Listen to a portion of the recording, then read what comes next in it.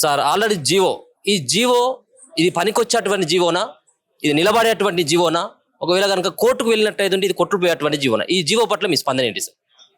జియో పట్ల నా స్పందన తెలిపే ముందు దీని గురించి ఒక పూర్వోత్తరాలు కొంచెం మనం అవగాహన చేసుకునే అవసరం ఉంది.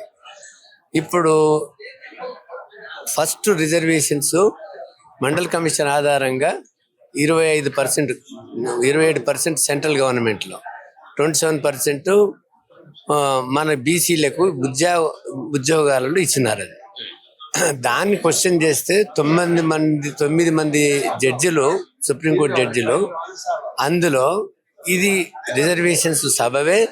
ఎందుకంటే 52% పాపులేషన్ ఉంది, 52% పాపులేషన్ ఉంది కాబట్టి మండల్ కమిషన్ రిపోర్ట్ ప్రకారం ఆల్రెడీ ఎస్సీ ఎస్టీలకు పోగా ఇంకా 27% మిగులుతుంది కాబట్టి ఇవ్వచ్చు అని సుప్రీంకోర్టు ఆమోదించింది.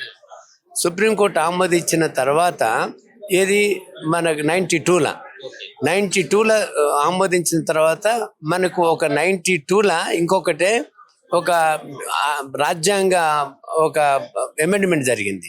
అందులో 242 అనేది కలిపిండ్రు. అందులో 242 కలిపి అంతవరకు అప్పుడు ఎస్సీ ఎస్టీలకు లోకల్ బాడీస్ రిజర్వేషన్స్ లేదు. ఎంపీ ఉభయ సభలలో ఉంది, ఎమ్మెల్సీలు ఉంది, కానీ లోకల్ బాడీలో రిజర్వేషన్స్ ఎస్సీలకు కూడా లేదు 92 వరకు. అప్పుడు రాజ్యాంగ ఇంట్రడ్యూస్ చేసి ఎస్సీ ఎస్టీలకు వాళ్ళకి జనాభా ప్రాతిపదిక మీద బీసీలకు ఏ రాష్ట్రమైనా కూడా ఎంత జనాభా ఉందో వాళ్ళకు చట్టం చేసుకోవచ్చు అని అన్నారు. సో అప్పుడు 1994 ఏపీ పంచాయతీరాజ్ యాక్ట్ చేసింది. దాని ప్రకారం 34% బీసీలకు రిజర్వేషన్స్ ఇచ్చిండ్రు, ఎస్సీ ఎస్టీలకు వాళ్ళ జనాభా ప్రాతిపదిక వచ్చింది. అయితే ఆ 34% రిజర్వేషన్స్ 94 నుంచి 2011 వరకు ఇంప్లిమెంట్ అయింది. 2010లా ఒక జడ్జిమెంట్ వచ్చింది supreme court, Krishnamurthy versus union of India అని.